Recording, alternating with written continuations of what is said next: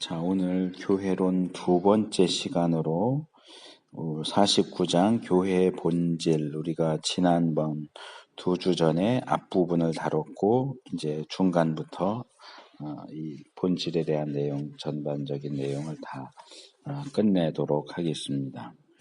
자, 우리가 이제 먼저 살펴볼 것은 교회의 성경적 표상들이라고 하는 내용입니다. 자, 이제 표상이라고 하는 것은 여기 아마 영어로 나오지 않는데 아마 사인을 번역을 한 것 같아요. 사인인데 사인도 가능하고 이미지도 가능하고, 그러니까 성경이 교회를 우리에게 어떻게 말해주고 있느냐, 어떻게 교회를 묘사하고 있느냐 하는 내용이에요. 그래서 여기서 세 가지가 나와요. 세 가지를 다룰 거예요. 그 226페이지 그 첫째 단 제일 밑에 줄 보면 하나님의 백성, 그러니까 교회는 뭐냐? 첫째 단의 제일 밑에 줄. 교회는 하나님의 백성이다. 그러니까 하나님의 백성으로서의 교회가 뭐냐 하는 것 첫 번째. 두 번째로는 내가 지금 기도하면서도 했지만 그리스도의 몸이다. 그리스도의 몸된 교회, 그런 표현을 많이 쓰죠. 그리스도의 몸인 교회. 교회는 그리스도의 몸이다. 세 번째로는 성령께서 거하시는 성전이다. 성령의 전 또는 하나님의 전이다. 그래서 이 성경이 교회와 관련해서 제시해주고 있는 어떤 그림, 이미지, 세 가지 이미지에 대해서 살펴볼 겁니다. 그래서 우리가 이제 지난주에 서론적인 부분들을 다뤘어요. 그래서 교회의 정의에 대해서 다루면서 이 시대의 교회에 대한 어떤 혼란이 굉장히 많다. 교회론을 올바르게 배우는 것이 정말 중요하다. 이 부분은 이제 강조하다 보니까 이 첫 번째 파트만 이제 하고 끝났는데, 우리가 교회를 경험적인 부분에서만 정의하고 교회가 뭐다라고 말할 수 있겠느냐, 그걸로 충분하냐, 또 교회에 대해서 성경이 어떻게 정의하고 있느냐, 성경적인 언어적인 정의에서 뭐 퀴리아코스나 에클레시아나 시나고게, 히브리어 카할, 에다, 뭐 이런 부분들을 우리가 지난번에 살펴봤고요.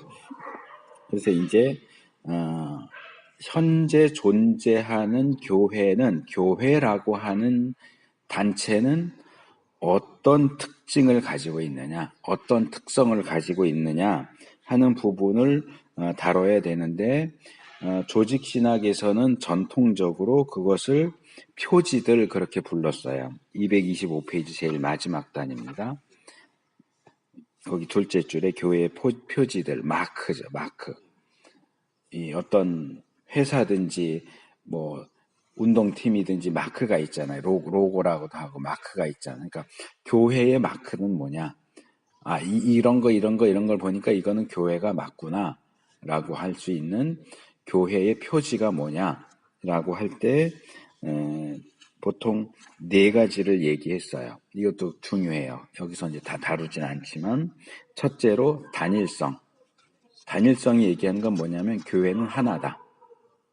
이 교회가 아시아에 있든 아메리카에 있든 아프리카에 있든 유럽에 있든 김포에 있든 역곡에 있든 모든 예수 그리스도를 구세주로 고백하고 인정하는 교회는 하나다. 이게 단일성이에요. 이 단일성에 대한 것도 제대로 안 돼 있으니까 교회끼리 경쟁을 하고 무너뜨리려고, 마치 큰 대형마트가 동네 마트를 무너뜨리듯이 대형 교회가 소형 교회를 무너뜨리는 식의 일들이 일어나는데, 이게 단일성에 대한 이해가 없기 때문에 그래요. 큰 교회든 작은 교회든 모두 그리스도의 몸된 교회야. 그렇기 때문에 서로 하나라는 의식을 가져야 되고, 교단이 달라도 마찬가지예요. 장로교, 감리교, 성결교, 침례교, 모순들 다 다르지만 그래도 예수님을 믿는다면 하나야. 나는 장로교인인데 넌 감리교인이니까 넌 그리스도인이 아니야. 너희들 모이는 건 교회가 아니야. 이렇게 하면 안 된다고. 위치에 따라서도 교단에 대해서도 시간에 있어서도 과거에 있던 교회, 현재에 있던 교회, 있는 교회, 미래에 있을 교회도 다 똑같이 하나의 교회다. 이게 단일성이에요. 둘째로는 거룩성이에요. 교회는 거룩해야 된다. 교회가 거룩성을 잃어버리면 교회라고 할 수가 없어요.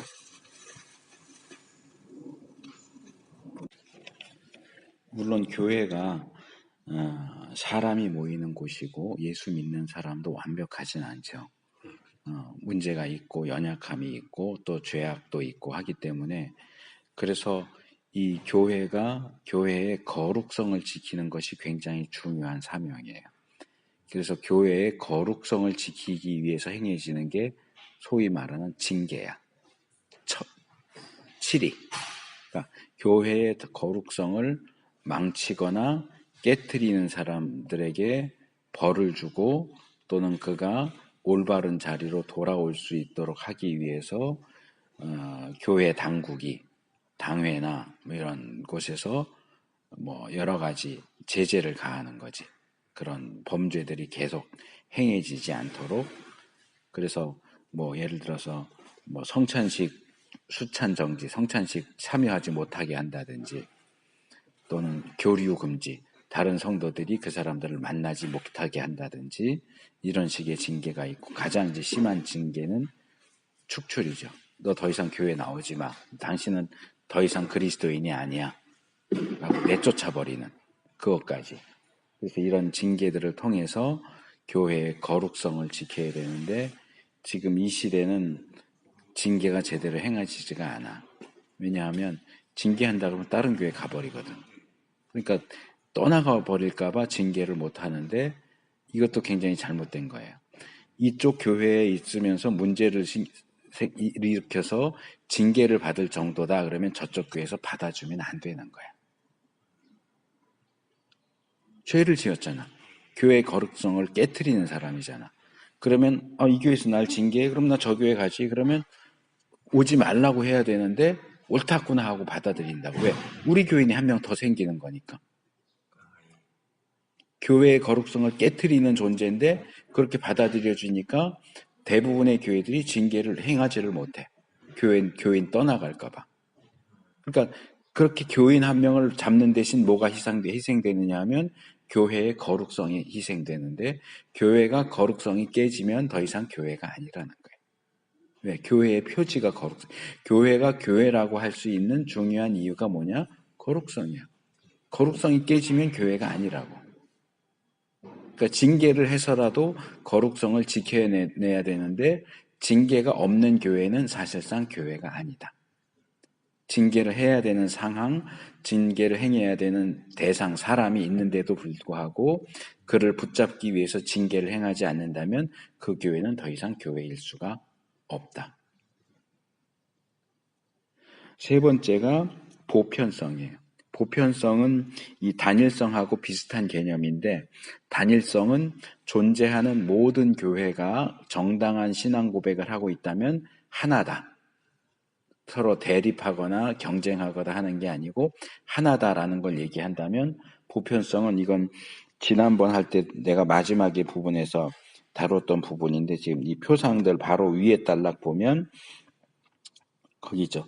교회는 세계 어느 곳에 존재하든지 그리스도와 관련된 모든 사람을 구원적으로 포괄하고 있다. 또 지금까지 살아온 그의 몸의 일부였던 모든 사람들과 살게 될 모든 몸의 일부가 될 모든 사람을 포함하고 있다. 그래서 시간과 공간을 초월해서 교회에 속한 사람들은 모두 그리스도인이고 교회다라고 말할 수 있다. 이게 이제 보편성이에요. 다르게 말하면 이게 카톨릭시티야. 그러니까 카톨릭성, 교회의 보편성. 그래서 내가 사도신경에 대한 얘기도 했었는데 우리가 거룩한 공회를 거룩성과 카톨릭, 보편성을 얘기하는 거예요. 홀리 카톨릭 처치야. 그러니까 홀리는 거룩성이고 카톨릭은 보편성. 거룩한 보편 교회를 믿습니다. 그것이 우리의 교회에 대한 신앙이야. 교단을 떠나서, 공간을 떠나서, 시간을 떠나서, 인종을 떠나서 예수 그리스도를 구세주로 고백하는 모든 교회는 같은 교회야. 다른 교회가 아니고. 그게 보편성이에요. 그 다음에 네 번째가 사도성이에요. 사도성이라고 하는 건 뭐냐 하면 예수님의 가르침이 예수님의 제자들에게 직접적으로 전달된단 말이에요. 그 제자들이 이제 사도가 되잖아요. 그러니까 이거 사도적인 가르침. 그러니까 예수님의 가르침을 그대로 이어받아서 교회를 가르친 사람들이 사도들이 있고, 그래서 이 사도들이 교회의 기초가 되기 때문에 사도성이라고 하는 것은 다르게 말하면 사도적인 가르침. 사도들이 가르친 내용과 그것이 맞느냐, 틀리냐, 이걸 사도성이라고 표현을 해요. 예를 들어서 뭐 대표적인 건데, 사도들이 뭐라고 가르쳐요? 구원받으려면 어떻게 해야 된다고? 예수님을 믿어야 돼. 회개하고. 그래서 베드로전서 사도행전 4장 12절에도 있는 것처럼 하나님께서 천하 만민에게 구원받을 이름을 예수라는 이름 외에는 주신 적이 없어. 그러니까 예수님을 믿는 것만이 구원받을 수 있는 유일한 길이야. 그런데 어느 교회의 어느 목사가 예수 믿지 않아도 구원받을 수 있어. 그럼 그건 교회가 아니라고. 왜? 사도성이 어긋나잖아. 그리고 뭐 예를 들어서 지난번에 이 교회에 대한 혼란을 얘기하면서 얘기했지만 요즘 교회를 안 나간다고. 가나안 교인 해가지고. 근데 만약에 그런 사람들에 대해서 어느 교회가 어느 목사가 교회 안 나가도 성도야. 교회 안 나가도 그리스도인이야. 이렇게 말한다면 그것도 역시 사도성에 어긋나. 그러니까 그 교회가 무언가를 행하고 무언가를 가르칠 때 사도적인 가르침 그 틀 안에 있느냐, 그것을 벗어났느냐. 그것을 벗어났다면 교회가 아니다. 그래서 이 부분에서 교회의 표지 4가지를 이해하는 것은 굉장히 중요해요. 꼭 기억을 하셔야 돼요. 단일성, 거룩성, 보편성, 사도성. 내가 단어로 다 설명을 했으니까. 이게 이제 일반적인 조직 신학에서 교회를 다룰 때 이 교회의 표지들 해서 다루어지는 내용인데, 여기에서는 그 부분을 따로 다루지는 않고 있어요. 대신 여기는 여기 마지막 줄에 상들 이랬죠. 바울이 교회에 대해서 사용했던 어떤 상들을 조사함으로 상들, 표상들, 그 밑에 폴 미니어라는 사람이 쓴 책이 Images of the Church 이렇게 돼 있죠. 이 상들이라는 게 이미지. 바울이 교회가 무엇인가를 설명하기 위해서 어떤 이미지, 어떤 그림을 가지고 얘기하고 있는가를 중심으로 살펴보겠다. 그래서 이 3가지 아까 얘기했던 하나님의 백성, 그리스도의 몸, 성령의 전 이렇게 3가지를 살펴볼 건데, 거기 226페이지 둘째 단에 아서 웨인라이트라는 사람이 잘 지적해주고 있는데, 이 3가지의 셋째 줄에 함축적인 삼위일체론이 존재한다. 그러니까 교회가 삼위일체 하나님과 관련해서 설명되고 있다는 거예요. 어떻게? 하나님의 백성 할 때 이 하나님은 성부 하나님. 성부 하나님이 교회의 아버지고 왕이시다. 성부 하나님, 하나님의 백성. 둘째, 그리스도의 몸, 성자 예수님의 몸이다. 그리고 성령 하나님이 거하시는 전이다. 그래서 성부, 성자, 성령 삼위일체 하나님과 관련해서 교회가 무엇인지를 설명을 하고 있는 거예요. 자, 그래서 첫 번째 하나님의 백성. 이 부분은 사실 길게 설명할 필요는 없어 보이는데, 고린도후서 6장 16절에 있는 것처럼 나는 저희의 하나님이 되고 저희는 나의 백성이 된다. 이건 이제 구약에도 많이 나왔던 내용이죠. 특별히 이스라엘과 관련해서. 근데 이제 신약으로 넘어오면 그것이 교회와 관련돼서 이야기되어진다는 거예요. 그러니까 그리스도인이 된다는 것은 하나님의 백성이 되는 거야. 교회는 하나님의 백성이. 백성들의 모임 또는 공동체가 교회다. 그래서 둘째 단, 하나님의 백성으로서의 교회의 개념은 그들을 선택하시는 하나님의 주도권을 강조한다. 그러니까 강조점이 다 있어. 교회를 하나님의 백성으로 설명하는 방식은 하나님의 주도권을 강조하는 방식이에요. 교회가 하나님의 백성이다 하는 것은 교회는 다르게 말하면 하나님이 세우신다. 누가 교회에 들어올 것인지, 교회가 어디에 세워질 것인지 그 모든 부분들을 사람들이 하는 것 같지만 사실은 그 배후에서 하나님이 주도권을 가지고 일하신다 하는 것을 보여줘요. 그래서 하나님께서 이것도 중요한 부분인데 구약 성경에서 그 하나님의 백성 둘째 단 둘째 줄 구약 성경에서 그는 기존 국가를 자신의 백성으로 받아들이지 않고 자신을 위하여 한 백성을 실제로 창조하셨다. 아브라함을 부르실 때 그때 이미 여러 나라들이 있었어. 애굽도 있었고 바벨론도 있었는데 기존에 존재하던 국가를 이제 너희 나라가 이제부터 내 백성으로 하자 이렇게 하신 게 아니고 아브라함이라는 한 개인을 불러내셔서 아브라함의 후손들로 이스라엘이라는 나라를 민족과 나라를 형성하시고 너희가 내 백성이다 이렇게 하셨지. 근데 이것이 신약으로 넘어오면 예수 그리스도를 믿는 사람들이 하나님의 백성이야. 그러니까 구약에서는 아브라함의 후손인 이스라엘이 하나님의 백성이지만 신약으로 넘어오면 이게 이제 특별히 신학에서는 굉장히 중요한 문제 중에 하나예요. 누가 하나님의 백성이냐? 구약 시대에는 분명히 이스라엘이 하나님의 백성이었어. 그럼 신약 시대에서도 이스라엘이 하나님의 백성이냐? 아니다 하는 거예요. 하나님이 약속했던 구약에서 계속해서 예언하시고 약속하셨던 구원자, 메시아이신 예수님을 세상에 보내주셨는데 하나님의 백성이었던 이스라엘이 예수님을 거절했어. 예수님을 받아들이지 않았어. 그래서 복음이 어떻게 해요?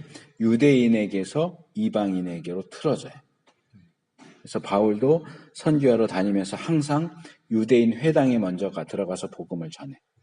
근데 유대인들이 받아들이질 않으니까 그래 너희가 안 받아들이면 나는 이제부터 이방인에게 전할 거야. 그래서 이방인들에게 복음을 전하고 그래서 이방인들 중심의 교회들이 세워진다고. 그런다고 해서 교회가 너희 유대인들은 교회에 들어올 자격이 없어 이러느냐 하면 그렇지 않아요. 예수님도 유대인이고 사도들도 유대인이고 바울도 유대인이야. 예루살렘 교회는 거의 유대인이 중심이 된 교회고 안디옥 교회쯤 가면 유대인 절반, 이방인 절반 이 정도 되고 그 이후에 바울의 선교 여행을 통해 세워진 교회들은 대부분이 이방인 중심, 유대인들은 소수의 지역이 다르니까 그런 식으로 이제 가면서 점차로 이방인들 중심의 교회로 발전하게 되지만 기본적으로 교회는 이스라엘을 배격하지 않아요. 유대인들 너희는 더 이상 하나님의 백성이 아니야. 그렇게 얘기하지 않아. 대신 누가 하나님의 백성이냐라고 할 때 교회가 하나님의 백성이다 라고 말하지. 구약에서는 누가 하나님의 백성이야? 라고 물어보면 당연히 이스라엘이야. 신약에서 와서도 누가 하나님의 백성이야? 그럴 때 이스라엘이야. 그러면 땡. 구약에서는 딩동댕인데 신약에 오면 땡이야. 왜? 신약에서 하나님의 백성은 뭐라고? 교회야. 그리고 이 교회는 그게 이제 이스라엘 회복 운동을 하거나 세대주의적인 신학을 가진 사람들이 많이 얘기하는데 아마 들어봤을지도 모르겠는데 대체 신학이다 그러면서 자꾸 비난을 해. 기존의 교회는 대체 신학을 가지고 있다. 그 대체 신학이 뭐냐 하면 하나님의 백성이 이스라엘인데 이스라엘이 하나님의 백성인데 교회들은 더 이상 이스라엘은 하나님의 백성이 아니고 이제 교회가 하나님의 백성이다. 이스라엘을 교회로 대체시켰다. 라고 해서 대체신학이라고 얘기를 해. 이스라엘이 아닌 교회가 하나님의 백성이다. 이건 대체신학이고 잘못된 것이다라고 기존의 교회들이 다 이 부분에 있어서 잘못하고 있다라고 공격을 하고 있는데 그 공격 자체가 잘못된 거야. 왜? 구약에서도 이스라엘이 하나님의 백성이라고 하지만 모든 이스라엘이 다 하나님의 백성이냐 하면 그렇지가 않아. 아브라함의 후손이 하나님의 백성이라고 하지만 아브라함의 후손이 다 하나님의 백성이냐? 그렇지 않아. 자, 아브라함에게 아들이 몇 명이 있어요? 7명인가가 있어. 첫째 아들이 이스마엘이고 둘째 아들이 이삭이지. 그 다음에 나중에 그두라를 통해서 낳은 아들이 5명인가가 있어. 그래서 7명이야. 그럼 아브라함의 후손이 이 7명을 통해서 형성된 민족과 나라가 다 하나님의 백성이냐? 아니야. 그 중에 이삭의 후손만 하나님의 백성이야. 아브라함의 후손이라고 해도 아브라함의 혈통을 받았다고 해도 아브라함의 혈통을 받은 모든 사람이 하나님의 백성인 게 아니고 하나님이 선택하신 이삭의 후손만 하나님의 백성이야. 그러면 이삭의 후손은 다 하나님의 백성이냐? 아니야. 이삭에게 아들이 둘이 있어. 에서하고 야곱이지. 그럼 에서의 자손도 하나님의 백성이냐? 아니야. 야곱의 자손만 하나님의 백성이야. 이게 계속 선택적으로 해서 좁혀 들어간다고. 아브라함, 그 다음에 이삭. 근데 이삭은 이스마엘과 그두라의 아들들은 배제하고 이삭만이야. 그리고 이삭의 아들이 에서하고 야곱 둘인데 역시 에서는 빼내고 야곱만 하나님의 백성이야. 그리고 야곱의 아들들은 다 하나님의 백성, 12지파가 되지. 그런 식으로 오르는데 그래서 이스라엘이 12지파로 내려온다고 쭉. 이제 사실은 13지파지. 요셉이 지파가 안 되고 요셉의 아들이 에브라임과 므낫세가 지파를 형성하기 때문에 사실은 13지파야. 근데도 그냥 통칭해서 12지파라고 하지. 그게 나중에 남유다가 2지파, 북이스라엘이 10지파에서 남유다 왕국, 북이스라엘 왕국 이렇게 되고 멸망하고 다시 회복되고 하는 그 과정이 생기는데 거기서 이사야가 뭘 얘기하느냐면 남은 자라고 하는 걸 얘기를 해. 남은 자. 유다 왕국, 이스라엘은 이미 북이스라엘은 이미 다 멸망해 버렸고 남유다가 남았는데 이 남유다도 곧 멸망할 거야. 그런데 누가 구원을 받느냐? 누가 구원받은 하나님의 백성이냐? 유다 백성이라고 해서 다 구원받는 게 아니고 하나님이 선택하신 남은 자만 구원을 받을 것이다. 이걸 바울이 신약에서 인용을 하거든. 그러니까 바울이 얘기하는 것처럼 혈통적으로 아브라함의 후손이고 민족적으로 이스라엘 백성이라고 해서 다 하나님의 백성이냐? 그렇지 않다. 혈통적 유대인이 표면적 유대인이 할례를 받았고 아브라함의 혈통이고 이스라엘 나라 백성이라고 해서 거기서 유대인은 하나님의 백성을 가리키는 거지. 표면적 유대인이 아니고 이면적 유대인이 유대인이다. 육신의 할례를 받은 게 유대인이 아니고 마음의 할례를 받은 게 유대인이다. 그래서 구약에서도 이미 나라와 민족으로서의 하나님 백성의 개념을 100% 주장하지 않는다는 거야. 그 이스라엘 중에도 구원받는 자가 있느냐 하면 구원받지 못하는 자가 있어. 유대인인데도 같은 유대인이지만 그거는 예수님이 말씀하신 하나님 나라 비유하고도 같아. 바다에 그물을 던져서 고기를 잡는데 거기에는 먹을 수 있는 고기도 있고 먹지 못하는 고기도 있어. 그물 안에 다 들어가 있지만 결국 어부가 그걸 갈라낸다고. 교회 안에도 교회는 다니는데 구원받은 하나님의 백성이 있고 교회는 다니지만 구원 못 받은 사람도 있어. 지금은 다 섞여 있어. 그물 안에 있는 것처럼. 근데 마지막 때가 되면 골라낼 거라고. 거기 교회를 다 똑같이 교회를 다녔어도 구원받아서 천국 가는 사람이 나오고 구원받지 못해서 지옥 가는 사람이 나온다고. 이스라엘도 똑같아. 같은 유대인, 같은 아브라함의 후손, 같은 할례, 안식일, 율법 다 지켜도 구원받은 하나님의 백성이 있는가 하면 구원받지 못하는 유대인도 있다고. 그러니까 참 유대인, 참 하나님의 백성은 민족이나 나라나 혈통이나 어떤 행위로 되는 게 아니다. 그래서 요한복음에 뭐라고 그래? 하나님의 자녀가 되는 건 뭐냐? 혈통으로나 육정으로나 사람의 뜻으로 되는 게 아니다. 뭘로 되느냐? 믿음으로 된다. 그래서 교회의 구약 이스라엘의 기준은 기본적으로 혈통이야. 아브라함의 후손, 할례, 율법을 지키느냐, 안식일을 지키느냐, 이런 혈통과 행위와 관련된 그런 것들이 주가 된다면 신약 교회의 기준은 믿음이야. 혈통 필요 없어. 유대인이냐 이방인이냐 관계없어. 유대인이라고 굳이 배척하지 않아. 유대인도 예수님 믿으면 오케이. 이방인이라고 무조건 오케이가 아니고 이방인도 예수를 믿어야만 오케이. 교회에 들어온다고 할 때 유대인도 이방인도 남자도 여자도 종도 주인도 많이 배운 사람도 적게 배운 사람도 부자도 가난한 사람도 이 기준은 다 필요 없고 예수를 믿느냐만 기준이야. 믿음만이 기준이야. 그래서 믿는다면 유대인도 오케이, 이방인도 오케이. 그래서 믿는 유대인과 믿는 이방인으로 구성된 게 교회라고. 이게 이스라엘을 배척하고 대체하는 게 아니고 이스라엘을 포용하는 거지.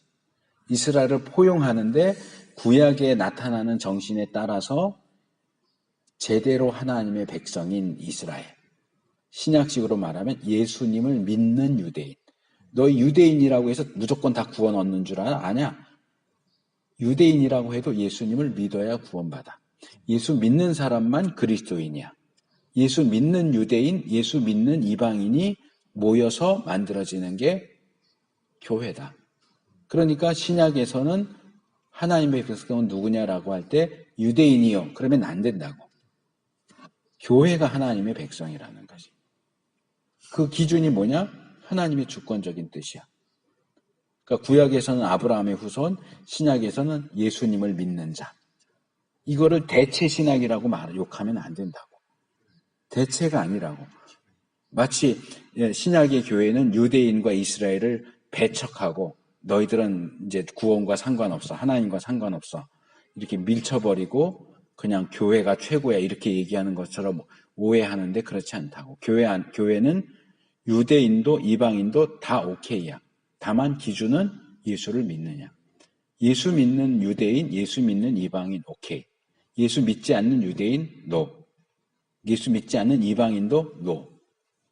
그러니까 교회의 기준은 혈통이 아니라고. 유대인이 아니냐가 기준이 아니야. 믿음이 기준이야.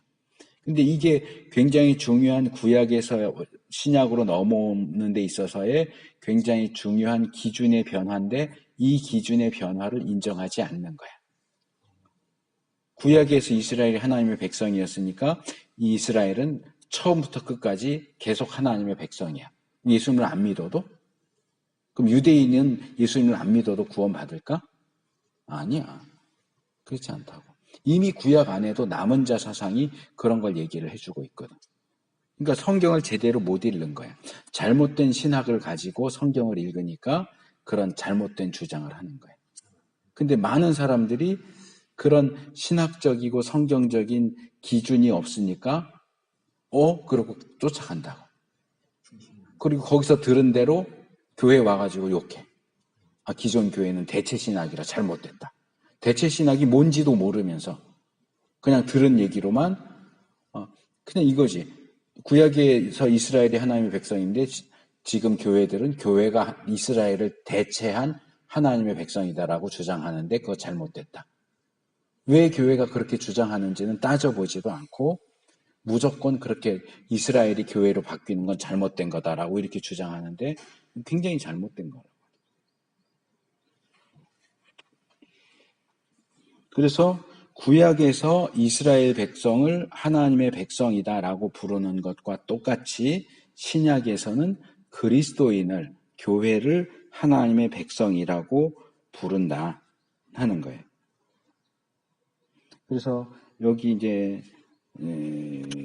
구약 이스라엘을 하나님의 백성으로 부른 구절들이 쭉 소개돼요. 거기 하나님의 백성 셋째 단, 출애굽기 15장 13절 16절, 그 외에 민수기 14장 8절, 신명기 32장 9절 10절, 이사야 62장 4절, 예레미야 12장 7절에서 10절, 호세아 1장 9절에서 10절, 2장 23절. 그래서 이 부분들을 다루면서 바울이 로마서에서 9장 24절 26절에서 호세아의 진술을 끌어와서 뭐라고 그래? 하나님이 유대인 중에서뿐만 아니라 이방인 중에서도 하나님의 백성을 부르셨다. 내 백성이 아니다라고 한 자를 내 백성이라고 하겠다. 그러니까 이제 이 부분이 이제 아까 내가 공부하기 전에 소개한 이 신약의 구약 인용 주석, 그런 주석의 도움을 받을 수 있는 부분이죠. 원래 호세아서에는 이래. 호세아 선지자와 음란한 여인인 고멜이 결혼을 하면서 자식들을 낳거든. 3명을 낳아. 근데 이 고멜이 음란을 행하면서 그 자식들에게도 영향이 가기 때문에 하나님이 선지자의 자식인데도 너희는 내 백성이 아니야. 더 이상 내 백성이 아니야 라고 거절하신다고. 하나님의 백성으로 삼기를 거절하시는데 호세아 이야기가 쭉 진행되면 끝에 가서 내가 전에는 너를 내 백성이 아니라고 했는데 이제는 다시 내 백성으로 받아들이겠다. 그래서 거절했다가 다시 받아들이는 내용이 호세아서에 나오는데 바울은 그 내용을 인용하면서 다른 의미로 사용을 해. 이스라엘이 유대인이 하나님의 백성이기를 거절했다가 다시 하나님의 백성으로 받아들여진다 하는 것이 호세아 내용이라면 바울은 로마서에서 뭐라고 얘기하냐면 전통적으로 유대인은 하나님의 백성이고 이방인은 하나님의 백성이 아니었단 말이야. 그러니까 하나님의 백성이 아니었던 이방인을 하나님의 백성으로 받아들이겠다라는 내용을 호세아서가 이야기하는 거다라는 식으로 변형시켜서 호세아서를 인용하고 있다고. 그러니까 원래 호세아서에는 그런 의미가 없어. 이방인을 하나님의 백성으로 삼는다는 의미가 없는데 원래 하나님의 백성으로 태어났는데 고멜의 죄 때문에 거절한 거지. 하나님. 너는 하나님의 백성, 내 백성 아니야. 내 백성 아니다. 로 암미. 로가 아니다고 암미가 나의 백성이거든. 자식 이름을 아예 그렇게 지으라고 그래. 너 이번에 낳은 아이 이름은 로암미라고 지어라. 이 로암미는 내 백성이 아니다. 그런 뜻이야. 근데 끝에 가면 이름 고쳐라. 암미로 바꿔라. 로 빼라. 아니다를 빼라. 내 백성이다. 이제부터는 넌 내 백성이다. 같은 사람이야. 호세아의 아들 중에 하나. 그래서 호세의 아들이 하나님의 백성으로 받아들여지기를 거절당했다가 다시 받아들여지는 것이 호세아의 내용인데 바울은 그것을 변형시켜서 하나님의 백성이 아니다라고 알려져 있던 이방인이 예수 그리스도에 대한 믿음을 통해서 하나님의 백성으로 받아들여지는 것을 입증시키는 그 증거 구절로 호세아서를 인용한다고.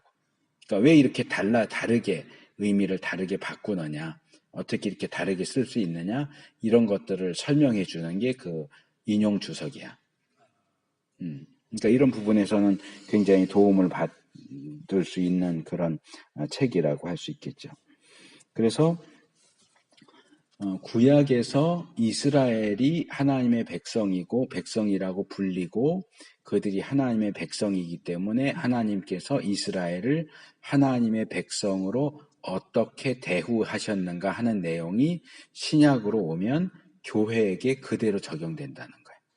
구약 시대에 하나님께서 이스라엘을 하나님의 백성으로 대우하셨던 그 방식이 그대로 신약으로 오면 교회에 적용돼. 그게 여기 227페이지 둘째 단. 그래서 그들을 자랑스럽게 여기시고 배려하시고 보호하시고 눈동자같이 지키시고 그들이 하나님의 백성으로서 기대를 받고 있다 하는 것.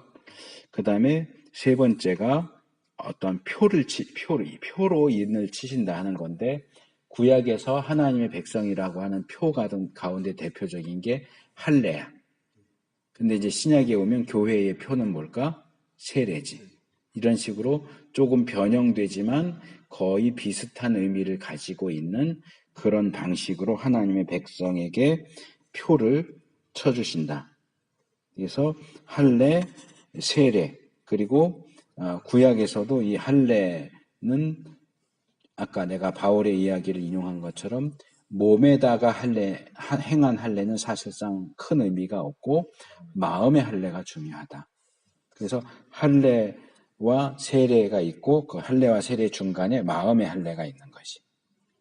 근데 이런 식으로 이제 그 하나님의 백성의 표를 이건 내 거 하고 그 서부 영화 같은 데 보면 소 같은 거 엉덩이에 이렇게 화인 도장 찍잖아. 불 해갖고 이거 주인 이름 해갖고 이니셜 같은 거 해서 도장 찍듯이 하나님이 하나님의 백성에게 인을 찍으시는데 그 인이 구약에는 할례고 신약에는 세례고 구약의 할례나 신약의 세례나 정말 중요한 건 뭐냐? 마음이야. 마음의 할례. 네. 그렇게 이해를 하면 돼요. 그 다음에 또 하나님의 백성에 대해서 하나님이 기대하시는 것, 거룩을 기대하신다. 이스라엘에 대해 마지막 단락이에요. 227페이지. 이스라엘에게 거룩을 기대하셨듯이 교회에 대해서도 하나님이 똑같이 거룩을 기대하신다. 그래서 이 하나님의 백성이라는 개념이 구약과 신약에서 어떻게 이스라엘과 교회로 짝을 이루고 있는가. 이거 굉장히 중요한 부분이에요. 자, 둘째로 그리스도의 몸입니다. 자, 하나님의 백성은 뭘 강조한다고 그랬어요? 하나님의 주도성을 강조한다 그랬지. 자, 그리스도의 몸에 대한 내용은 뭘 강조하느냐? 여기 두 가지가 나와요. 첫째는 그리스도의 몸, 둘째 단락, 둘째 줄, 교회가 그리스도의 활동의 중심이라는 사실을 강조한다. 자, 봐요. 그리스도의 몸, 여기 봐요. 내 책을 봐요. 그리스도의 몸의 둘째 단 그러면 원래는 이게 첫째, 둘째, 셋째인데 그리스도 몸의 둘째 단이면 첫째, 둘째. 이 둘째 단, 둘째 줄.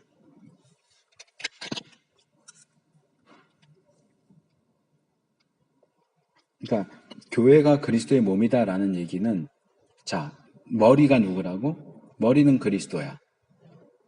자, 내가 지금 뇌경색이 와서 우반신 마비가 왔어. 오른팔하고 오른다리가 잘 안 움직여. 팔다리에 이상이 생긴 게 아니고 머리에 이상이 생겼어. 이쪽 왼쪽, 요 뒤쪽에, 연수 쪽에. 여기에 이 팔다리 움직이라고 명령을 내리는 뇌의 부분이 혈관이 막혀가지고 피가 공급이 안 되니까 뇌의 그 세포가 죽어버렸어. 그러니까 얘가 기능을 못하니까 전기 들어오고 스위치 키면 불이 들어와야 되는데 스위치가 고장났어. 전등에도 이상이 없고 전기도 들어오는데 스위치를 켜도 불이 안 들어와. 그러니까 내가 오른팔 움직여야지 하고 명령을 내리면 뇌의 그 부분에서 이 척수랑 신경을 통해서 명령을 내려서 움직여야 되는데 명령 내리는 게 고장이 나버렸어. 그러니까 못 움직이는 거야. 그러니까 교회가 그리스도의 몸이라고 하는 얘기는 머리 쓴 그리스도가 나 이거 해야지 하면 머리에서 명령을 내리면 몸이 움직여야 돼. 그러니까 교회가 그리스도의 몸이기 때문에 예수님께서 그 몸을 움직여서 일하신다는 거예요. 그러니까 교회가 하는 일은 사실상 그리스도가 하는 일이다. 근데 이제 문제는 아까도 앞에서 얘기했지만 교회의 구성원들이 연약한 인간이다 보니까 교회가 완전하지 않아.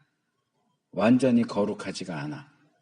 그래서 그리스도의 뜻을 오해하기도 하고 알면서도 불순종하기도 하고 전혀 엉뚱한 것을 그리스도의 뜻이라고 행하기도 하고 이런다는 거지. 그러니까 교회가 계속 그리스도의 몸이려면 머리하고 연결이 돼 있어야 하고 그리스도께서 뭘 원하시는지를 알아야 돼. 거기에 맞춰서 해야지. 만약에 나는 사람들과 잘 지내고 싶은데 내 손이 지 멋대로 사람만 만나면 막 때려. 그럼 뭔가 문제가 있는 거지. 네 몸이 이 머리의 통제를 안 받는 거야. 근데 현대의 교회들이 그런 식이야. 예수님이 원하시는 게 그게 아닌데 지 맘대로 머리가 판단을 해야 되는데 손이 판단하고 발이 판단해서 지 맘대로 아무나 때리고 다니고 가면 안 되는 데도 가고 이래. 그러면서 자기가 교회래. 그리스도의 몸이래. 그건 그리스도의 몸이 아니란 말이야. 머리의 통제를 받지 않으면 그 머리에 제대로 연결되어 있는 몸이 아니야. 자, 교회는 그리스도의 뜻에 따라서 행동하는 그리스도의 도구지, 몸이지. 머리이신 그리스도가 내가 이거 해야지, 내가 여기 가야지. 그러면 그 머리의 지시에 따라서 가야 될 곳에 가고 해야 할 일을 해야 돼. 근데 예수님이 나 지금 소변이 마려우니까 화장실 가야지 그랬으면 내 다리가 움직여서 화장실을 가야 되는데 전혀 엉뚱한 데로 뭐 부엌으로 간다든가 마당으로 나간다든가 그러면 지금 몸하고 머리가 따로 노는 거야. 그렇게 되면 안 된다는 것이. 그래서 두 번째 강조점이 셋째 단락에 있는 신자들의 무리인 교회와 그리스도의 연결성을 강조한다. 연결성. 연결되어 있어야 된다. 예수님이 요한복음 15장에서 나는 포도나무여 너희는 가지니 저가 내 안에 내가 저 안에 있으면 과실을 많이 맺나니 그랬죠. 가지는 줄기에 연결되어 있어야 돼. 본체에. 몸은 머리와 연결되어 있어야 돼. 교회는 그리스도와 연결되어 있어야 돼. 이 연결이 끊어지면 그리스도의 몸이 아니지. 그래서 이런 연결성을 강조하는 것은 지난번에도 한번 쭉 살펴봤던 것 같은데 바울이 특별히 많이 얘기하는 그리스도와 함께 또는 그리스도 안에, 그러니까 그리스도와 연합이지. 그것이 교회가 그리스도와의 연결성을 가지고 있고 그래서 그리스도의 활동을 실제로 처리하는 그런 어떤 도구 내지는 몸이다 하는 부분을 잘 보여주는 거예요. 그리스도는 몸의 머리고 골로새서 1장 18절 교회는 그리스도의 몸이다.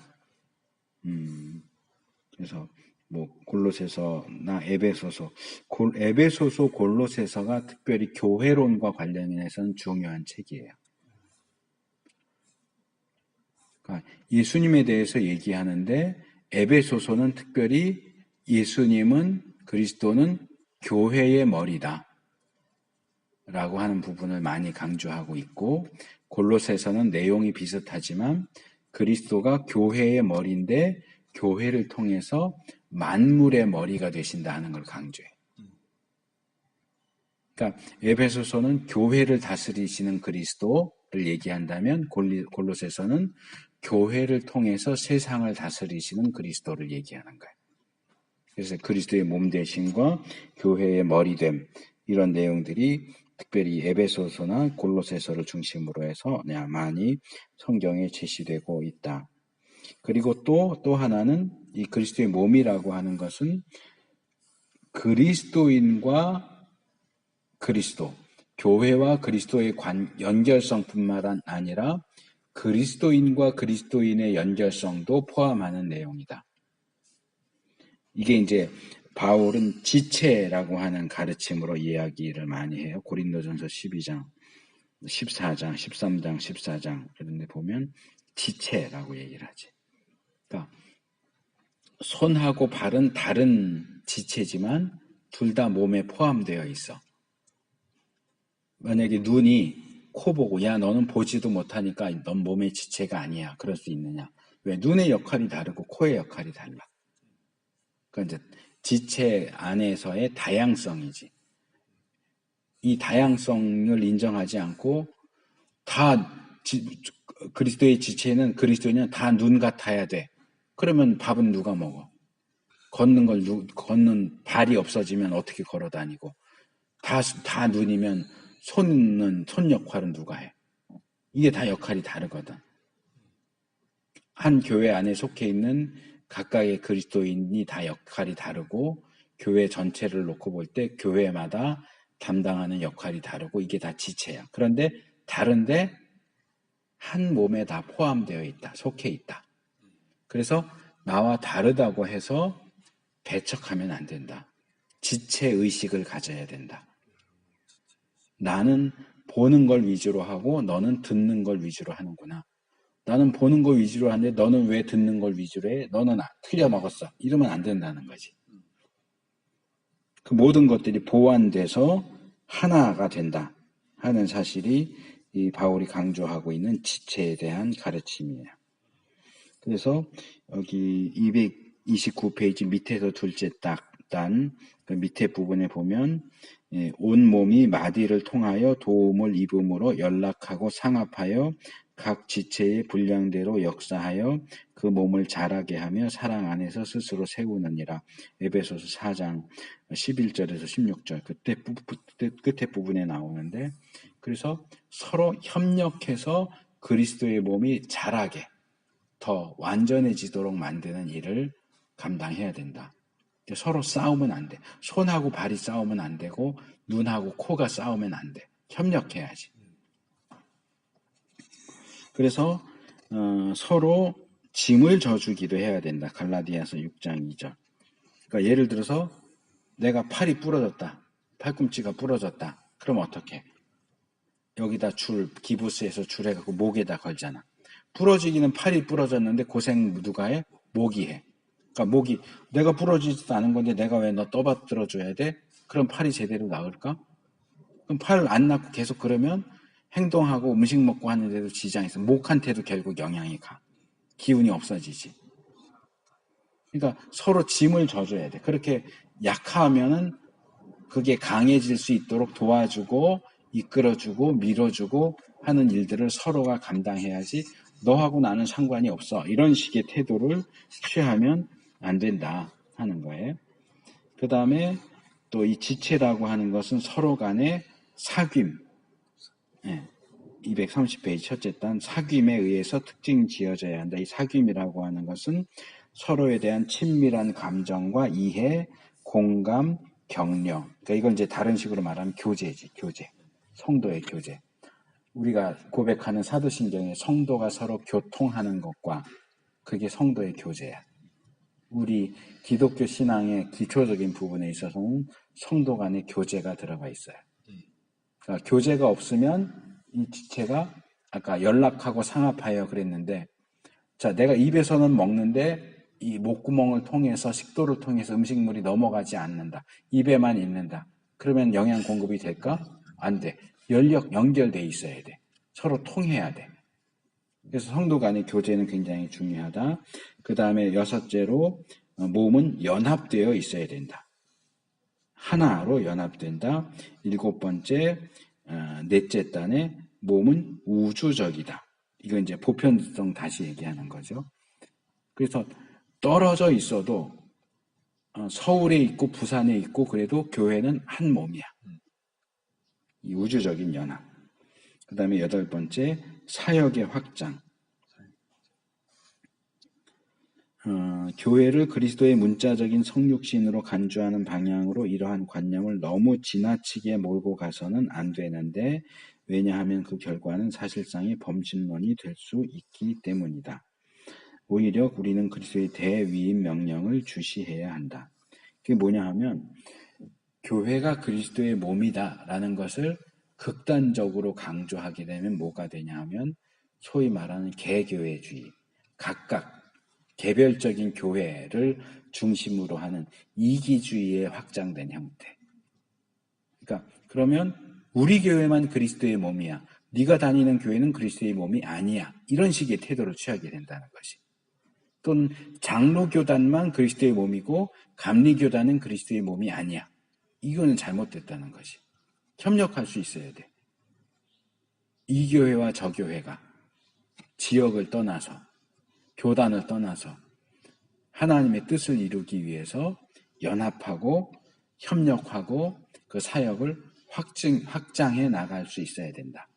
그래서 이 그리스도의 몸에 대한 가르침도 사실은 굉장히 중요한 부분이 이거 각자가 다 사실은 강의를 1시간씩 해야 될 만큼 굉장히 중요한 부분들인데 시간이 없기 때문에 어쩔 수 없이 요약적으로 다룰 수밖에 없어요. 자, 세 번째가 성령의 전입니다. 자, 그리스도인이 되는 부분에 있어서 중대한 역할을 하는 분이 성령님이라고 그랬잖아요. 구원을 적용시킨다고 그랬죠. 교회가 존재하는 데 있어서도 성령님의 역사가 아주 필수적인 부분이에요. 그래서 거기 둘째 줄에 교회를 존재하게 하신 이는 성령이시다. 교회가 언제 처음 시작됐어요? 오순절 성령 강림을 통해서 예루살렘 교회가 시작됐잖아. 오순절 성령 강림이 뭐예요? 성령님이 이 땅에 오신 거잖아요. 성령님이 이 땅에 오심으로 교회가 시작됐어. 그러니까 교회를 누가 탄생시켰느냐? 물론 하나님이지만 특별히 삼위일체 가운데서도 성령 하나님이 교회를 존재하게 하신다. 그래서 교회는 개인적인 토대 위에서도 또 집단적인 토대 위에서도 성령님이 내주에 계신다. 성령님이 각 개인 안에도 계시지만 교회 공동체 안에도 내주에 계신다 하는 것. 그래서 고린도전서 3장 16, 17절, 6장 19절, 에베소서 2장 21, 22절, 베드로전서 2장 5절 같은 것들이 그리스도인 개인이 성령이 거하시는 전이다. 교회 공동체가 성령이 거하시는 전이다 하는 내용들을 이야기해 주고요. 셋째로 성령님은 교회에 생명을 주세요. 성령의 열매 같은 것들도 성령님을 통해서 각각의 그리스도인에게 그리고 교회에게 그런 생명력이 주어진다. 또 넷째로 능력을 주신다. 뭐 잘 아는 사도행전 1장 8절, 또 요한복음 14장 12절, 16장 7절. 그래서 이 하나님이 주시는 능력이 특별히 성령님을 통해서 교회에 전달된다 하는 것. 그 다음에 다섯째로 232페이지 하나 둘 셋 네 번째 단 중간쯤에 성령은 몸 안에서의 일치를 산출한다. 연합되게 하시는 일을 성령님이 하신다 하는 거예요. 근데 이 일치라고 하는 것은 획일성이 아니라 단일성을 가리킨다. 획일성이라고 하는 것은 어떤 강제적인, 뭐 예를 들면 이런 거예요. 자, 우리 교회 교인들은 주일날 예배 드리러 올 때 꼭 양복을 입어야 됩니다. 그럴 이유가 있나? 어떤 강제적인 획일성. 그러니까 우리가 다 연합됐고 통일됐고 하나니까 그 하나라는 걸 보여주기 위해서 오늘은 우리가 다 흰색 옷만 입읍시다. 이런 건 획일성이야. 그런 의미에서의 통일이 아니고 단일성, 하나됨은 옷을 색깔을 맞춰 입는다든지 머리 길이를 맞춘다든지 이것 갖고 되는 게 아니라고. 근데 이제 많은 경우 연합이나 통일을 얘기하면 획일성적으로 오해를 하기 때문에 획일성이 아니고 단일성이다. 그래서 지체의식을 갖는 것 다시 이제 얘기하고 있고요. 여섯 번째로 성령님은 주님의 인도하심에 대한 민감성을 창조한다. 아까 그리스도의 몸에서 교회가 그리스도의 뜻을 잘 알아야 된다. 그리스도가 뭘 원하시는지를 잘 알아야 된다라고 했는데 그걸 잘 알게 해주시는 분이 성령님이다. 그러니까 성령님을 통해서 우리가 주님의 뜻이 무엇인지를 잘 알 수 있게 된다. 마태복음 28장 20절, 요한복음 14장 18, 23절, 요한복음 16장 7절, 로마서 8장 9절, 10절. 그 다음에 일곱 번째로 성령님께서 주님의 가르침을 생각나게 해주시고 알려주시고 인도해 주신다. 우리를 인도해 주신다. 성령님은 교회의 인도자가 되신다. 여덟째 233페이지 둘째 단 성령은 교회의 주권자이시다. 교회의 직분자를 세우시고 은사를 주시는 분이 성령님이시다. 그러니까 교회의 실제적인 교회 생활에 있어서 성령님이 굉장히 밀접하게 역사하신다 하는 거예요. 그 다음에 마지막으로 성령께서 교회를 거룩하게 하고 순결하게 하신다. 아까 교회 표지 가운데 거룩성이 있다고 그랬잖아요. 그래서 교회 자체도 그 거룩성을 지키기 위해서 징계, 치리를 해야 되지만 실제로 교회의 거룩성을 지켜주시는 역할을 하는 분이 성령님이다. 성령님을 통해서 교회가 거룩해지고 순결해진다. 그래서 이 하나님의 백성, 그리스도의 몸, 성령의 전이라고 하는 이 세 개의 교회에 대한 이미지는 각각 또 굉장히 중요하고 거기에 포함되어서 우리가 살펴봐야 할 내용들도 굉장히 많아요. 근데 여기서 이제 압축적으로만 그냥 다룬 거고요. 그 다음에 이제 이 교회의 본질과 관련해서 우리가 더 생각해야 될 부분들을 여기 특별한 문제들 해서 몇 개를 다루고 있어요. 여기서 이제 네 가지를 살펴본다 그랬는데, 교회와 하나님의 나라는 어떤 관계가 있느냐? 교회와 하나님 나라의 관계, 그 다음에 교회와 이스라엘의 관계. 이건 아까 내가 하나님 백성에서 좀 설명한 부분이에요. 교회와 이스라엘은 어떤 관계를 가지고 있느냐. 여기 233페이지 그 특별한 문제들 바로 밑에 있는 줄에 다 4개가 있어요. 그 다음에 유형 교회와 무형 교회, 보이는 교회와 보이지 않는 교회 문제, 그 다음에 교회가 언제 시작됐느냐 하는 문제. 자, 첫째로 교회와 하나님의 나라에 대한 부분인데요. 하나님 나라와 교회는 분명히 밀접한 관계를 가지고 있습니다. 그런데 자, 교회가 하나님의 나라입니까?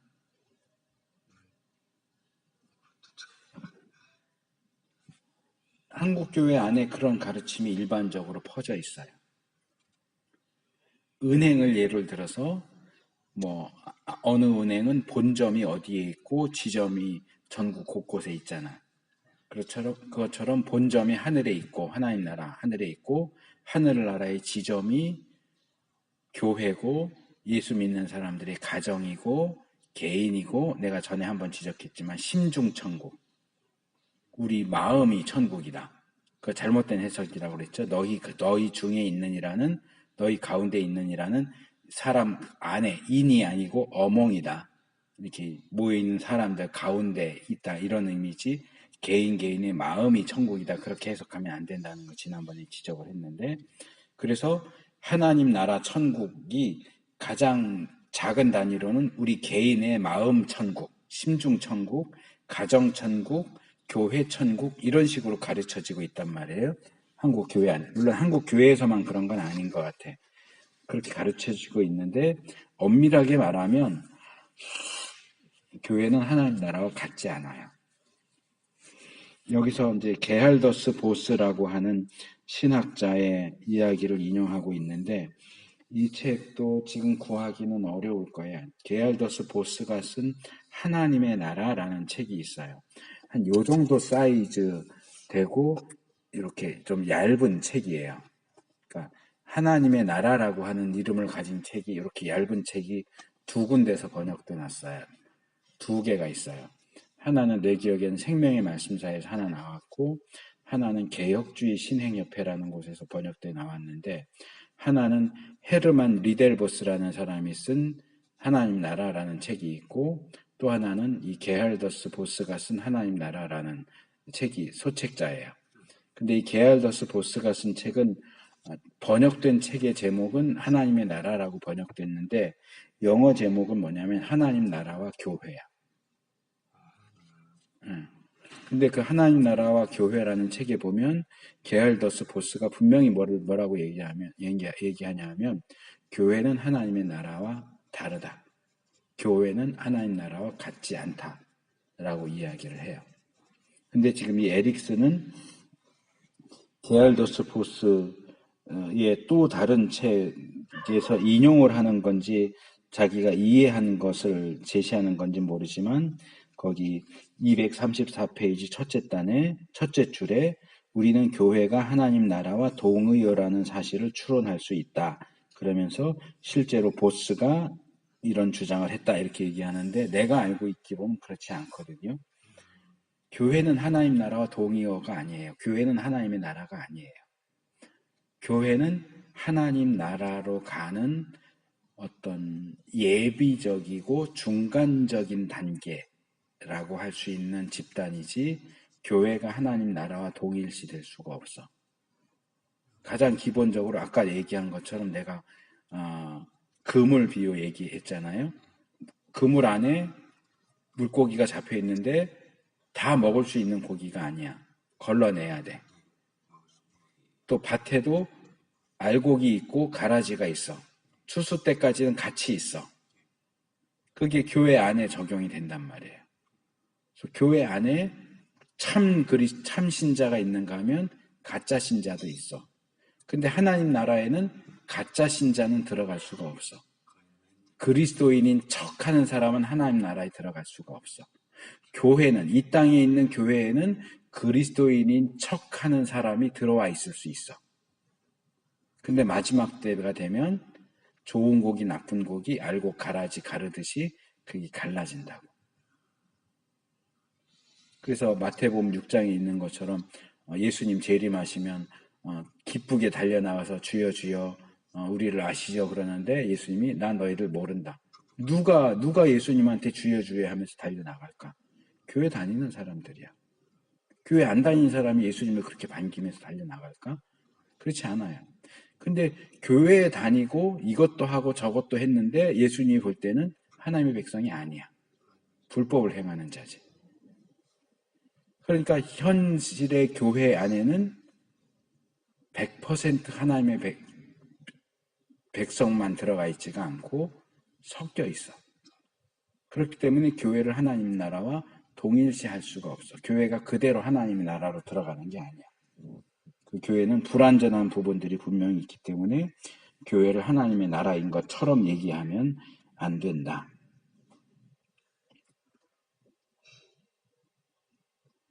근데 이 뒤에서 이제 세 번째 항목에서 다루겠지만 유형교회, 무형교회라고 하는 개념이 있어요. 그러니까 유형, 무형 이렇게 하지만 영어로 하면 비지블 처치, 인비지블 처치예요.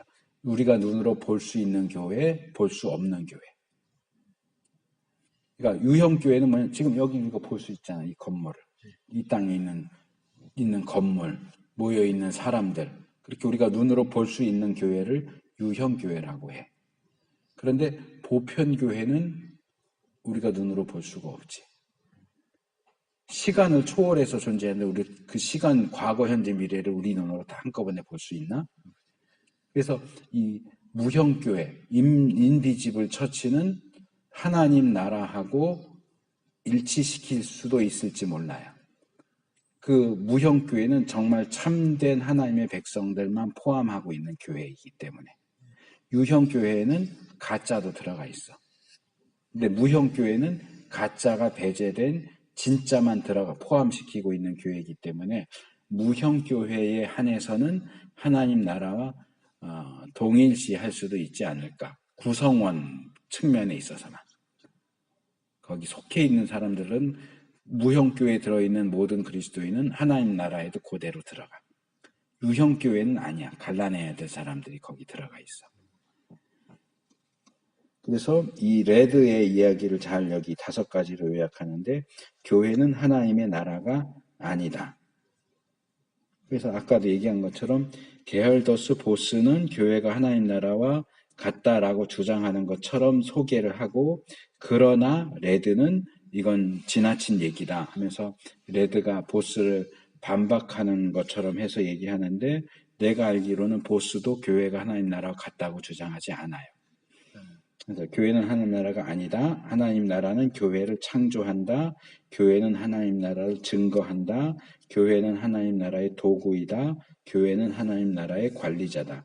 요 5가지는 굉장히 중요하고 기본적인 내용이기 때문에 잘 이해를 해두면 좋을 것 같아요. 그래서 교회를 통해서 하나님의 나라 또는 하나님의 통치가 나타나요.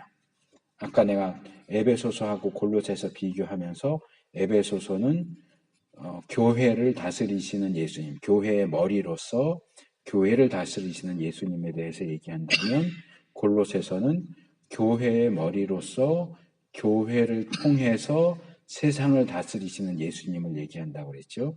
그래서 교회는 예수님의 어떤 통치 수단, 도구야. 하나님이 세상을 다스리시는 세상 속에서 일하시는 도구가 된다는 거예요. 그래서 교회를 통해서 하나님의 통치가 나타난다.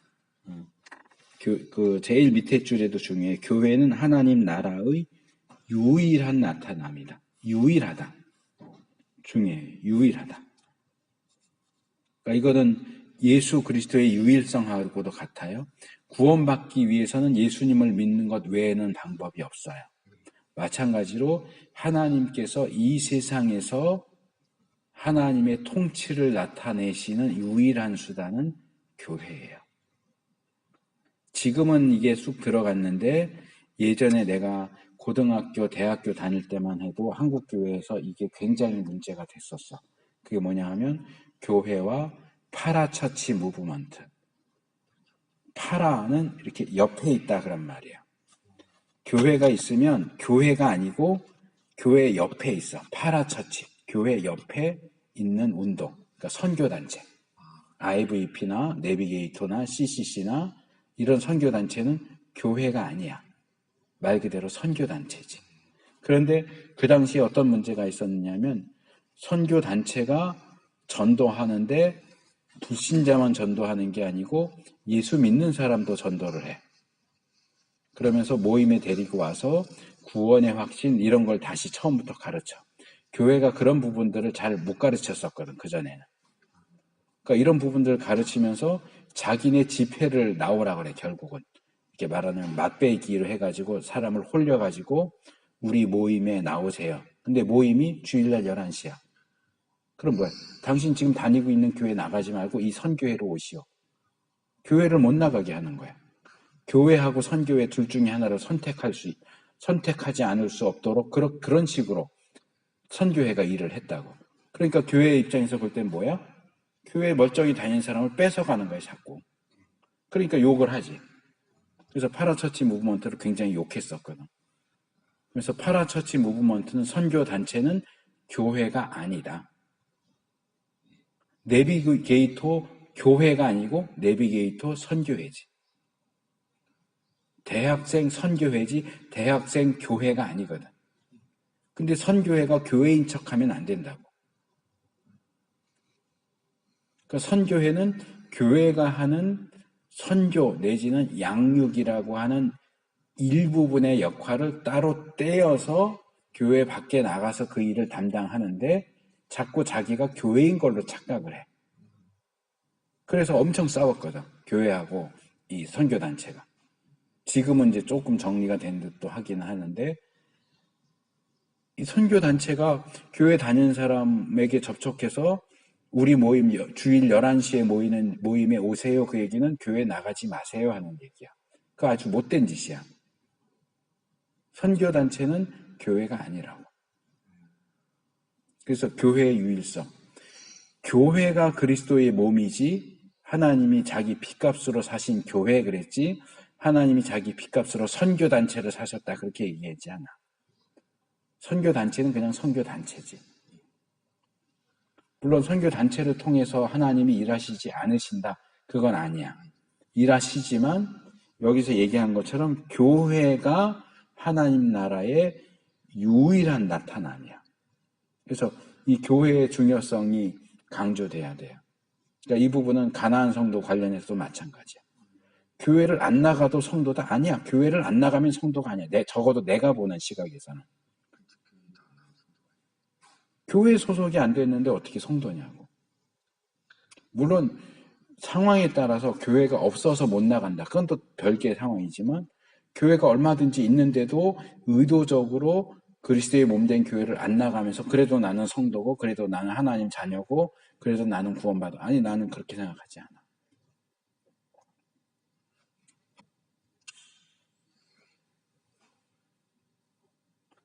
그건 마치 뭐하고 같으냐 하면 나는 하나님은 좋아. 예수님은 좋아. 근데 교회는 싫어. 그 얘기는 어떤 여자가 또는 남자가 사랑하는 사람에게 이렇게 얘기하는 거랑 똑같아. 나는 당신 머리는 좋아요. 사랑해. 근데 몸은 싫어요. 어떻게 한 사람 머리는 사랑하면서 몸은 미워할 수 있을까? 그 사람이 하나인데 그리스도는 머리고 교회는 몸이야. 그리스도와 교회는 하나인데 어떻게 그걸 목과 머리를 분리시켜서 머리는 사랑하는데 몸은 난 싫어. 이게 말이 되냐고. 머리를 사랑하면 몸도 사랑해야지. 몸이 싫으면 머리도 사랑하는 게 아니야. 근데 가나안 성도라든지 이런 쪽에서 얘기하는 건 결국 그거야. 난 머리는 오케이. 근데 몸은 싫어. 누가 사람을 그런 식으로 사랑하냐고.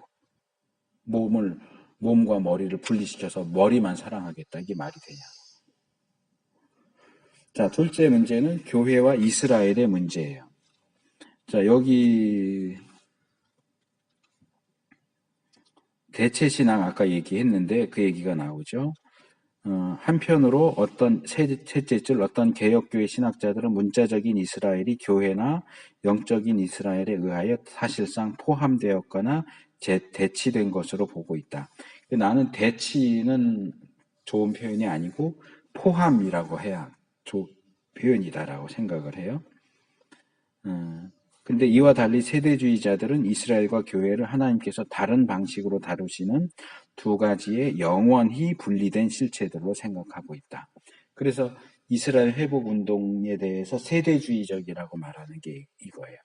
세대주의라고 하는 것도 굉장히 중요한, 이거는 아마 종말론 가서 더 다루게 될 것 같긴 한데, 디스펜세이셔널리즘이라고 하는 건데 뭐냐 하면 전체 인류 역사를 보통 7개의 세대로 나눠. 그래서 아담 하와의 무죄 시대, 또 뭐 모세의 율법 시대, 이렇게 나누면서 각 시대마다 구원을 받는 방법이 다르다고 주장을 해. 그러니까 아담 하와 시대는 선악과를 따먹느냐 아니냐가 구원을 결정하고, 모세 시대는 율법을 지키느냐 안 지키느냐가 구원을 결정하고, 우리 교회 시대는 예수님을 믿느냐 안 믿느냐가 구원을 결정한다, 이렇게 얘기해. 각각의 세대는 구원받는 방법이 다 다르다. 우린 인정할 수 없는 부분이야. 어느 시대든 예수님 믿어서 구원을 받는 거지, 그거 외에는 구원받는 방법이 없어. 그러면서 이 세대주의는 뭐라고 얘기하냐면, 원래 하나님이 선택한 하나님의 백성은 이스라엘이다. 근데 예수님이 오셨는데 이스라엘이 예수님을 거절하잖아. 죽여버리잖아. 그래서 원래 하나님의 계획에는 없었던 교회를 만드신 거다. 계획이 없는 건데 급조된 게 교회다. 그래서 교회를 과로 처리를 해. 원래 이스라엘 교회 이렇게 있는 하나님의 뜻은 이스라엘로 쭉 가는 건데, 이스라엘의 중간에 튕겨나갔기 때문에 여기 중간에 괄호 해갖고 교회를 넣으신 거야. 그러니까 이스라엘과 교회는 전혀 관계가 없어. 이스라엘은 이스라엘대로 흘러가는 거고, 중간에 임시방편으로 만든 교회는 교회대로 흘러가는 거고. 그래서 별개라고 보는 거예요. 이게 세대주의 신학이에요. 근데 기존 교회들은 구약에는 이스라엘인데 이게 신약에는 교회로 왔다 그러니까 이걸 대치시켰다고 얘기를 하는 거지. 대치시키면 안 되고 교회는 교회대로 가고 이스라엘은 이스라엘대로 계속 간다는 거지. 구약에 약속된 예언들은 교회는 관계가 없다고 봐. 왜? 구약에는 교회가 없었으니까. 구약에도 존재하고 신약에도 존재하는 이스라엘만이 구약에 예언된 모든 약속이 이스라엘에게 이루어지는 거고, 교회는 상관이 없다. 그래서 별개의 존재로 보는 게 세대주의 신학이고, 그 신학을 그대로 가져가서 동일한 입장을 취하고 있는 게 이스라엘 회복운동이에요. 그래서 잘못됐다는 얘기하는 거예요. 여기 레드 얘기하면서 몇 가지를 얘기해요. 자, 첫째, 둘째 단락에 우리는 먼저 영적인 이스라엘이 많은 점에서 문자적인 이스라엘을 대신하였다는 사실을 주목한다. 바울이 로마서 갈라디아서에서 얘기하죠. 아까 말한 대로 표면적 유대인이 아니고 육신의 할례가 아니고 이면적 유대인이 유대인이고 할례는 마음에 해야 된다. 또 너희가 그리스도에게 속한 자면 아브라함의 자손이고 약속대로 유업을 이은 자니라. 아브라함의 후손이라고 하는 것은 믿는 자가 아브라함의 영적인 후손이다. 혈통, 육적인 후손이 아브라함의 참된 자손이 아니다. 아까 말한 이스마엘이나 에서 예를 들어서 이해를 하면 돼요. 그리고 셋째 단, 구약 성경에서 문자적인 이스라엘을 가리켰던 어떤 약속들이 신약 성경의 저자들에 의해 영적인 이스라엘인 교회 안에 성취된 것으로 여겨지고 있음을 깨달아야 한다. 그래서 아까도 예를 들었던 호세아에서 내 백성이 아니라고 했던 자에게 내 백성이라고 한다라고 하는 말씀이 신약에 와서 교회에 적용되고 있고, 또 요엘서, 베드로도 요엘서에 마지막 때에 내가 내 신을 만민에게 부어준다라고 할 때 이것이 오순절 성령 강림 사건에서 교회에 베드로가 적용을 시키는 걸 볼 수 있죠. 그러니까 세대주의에 의하면 요엘의 예언은 이스라엘에게만 해당되는 거지 교회에 적용시킬 수가 없어. 그런데 베드로는 그걸 교회에다 적용을 시킨다고. 그러니까 구약의 예언은 이스라엘과만 관련된 거지 교회와는 관련이 없다라는 주장을 우리가 받아들일 수가 없다는 거지. 셋째로 국가적인 이스라엘을 위한 미래가 존재한다. 그들은 아직도 특별한 백성이다. 하나님의 특별한 백성이다. 그래서 특별히 이 부분 로마서 11장 26절 그리하여 온 이스라엘이 구원을 얻을 것이다. 그런데 이 부분이 이제 이스라엘 회복 운동하는 온누리교회 돌아가신 하용조 목사님도 이 부분을 설교하면서 그렇게 주장을 했고 그 주장의 기초에서 KIB라고 해서 코리아 이스라엘 바이블 인스티튜트에서 한국 이스라엘 성경 연구소가 생겼어. 그래서 왜 이스라엘을 위해서 기도해야 하는가 뭐 그런 성경 공부 교재도 나오고 한국교회 안에서 이스라엘 회복 운동을 주도하는 세력 중에 하나가 되는데 이 부분에서 하용조 목사님의 성경 해석이 틀렸다는 거야. 그게 뭐냐? 이 26절을 문자적으로 해서 결국 마지막 때에 가면 이스라엘이 모두 구원받을 것이다 라고 주장을 해. 대부분의 사람들이. 근데 그렇지 않아. 그 로마서 그 부분도 자세히 살펴보면 민족으로서의 이스라엘, 국가로서의 이스라엘이 단지 이스라엘 사람으로 태어났다는 이유만으로 무조건 구원받는다라고 말하지 않아. 믿는 이스라엘, 믿는 유대인만 구원을 받아. 그래서 이 온 이스라엘은 제한적인 의미다. 문자 그대로 이스라엘 사람이면 모두 다 구원받는다 그런 의미가 아니고 믿는 이스라엘은 다 구원받는다 이렇게 해석을 해야 된다라는 것이 이 정통적인 입장의 해석이에요. 그런데 그걸 문자적으로 보면서 모든 이스라엘이 구원받는다라고 주장하는 것은 성경 해석이 잘못되어 있다. 여기 잘 지적하고 있지만 거기 둘째 단 밑에서 셋째 줄 그러나 이스라엘은 이방인들과 마찬가지로 교회에 들어옴으로써는 뭐냐? 예수님을 믿음으로써 구원을 받게 될 것이다. 신약 성경에는 어떤 다른 구원의 기초가 있다는 어떤 진술이 도무지 존재하지 않는다. 그러니까 여기서 에릭스는 교회에 들어온다를 예수님을 믿는다라고 하고 같은 표현으로 생각을 하는 거야. 그러니까 아까 내가 가나안 성도 관련해서 얘기했던 것도 그 부분이지. 교회에 들어오지 않으면서 그리스도 예수님을 믿는다라고 말하는 건 그건 아니다라는 거지. 예수님을 믿는다면 교회에 들어와야 돼. 예수님을 믿는다는 교회에 들어온다. 예수님을 믿는 것만을 통해서 구원받는다는 것은 교회에 들어오는 것만으로 구원받는다. 그것만을 통해서 구원받는다 하는 식으로 이해할 수 있는 거죠. 그래서 교회는 새 이스라엘이다. 이스라엘을 대체하는 게 아니고 참 이스라엘을 포함한, 그리고 혈통적으로는 이스라엘이 아니지만 믿음으로 영적인 이스라엘이 된 믿는 이방인들과 믿는 유대인, 참 이스라엘을 포함하고 있는 공동체가 새 이스라엘로서의 교회다. 이게 잘 정리하고 있는 그런 내용이라고 이해가 됩니다. 자, 셋째가 유형교회와 무형교회입니다. 이 어거스틴이나 루터에 의해서 이런 교회를 보이는 교회, 보이지 않는 교회 이런 식으로 이제 구분하는 것이 체계화가 됐어요. 그래서 무형교회가 진정한 교회고 유형교회는 아까 말한 것처럼 가라지가 섞여 있어.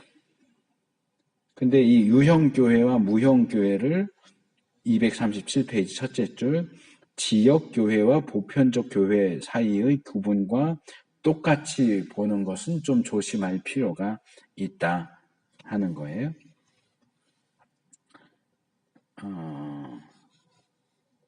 그래서 여기 몇 가지 질문을 하고 있어요.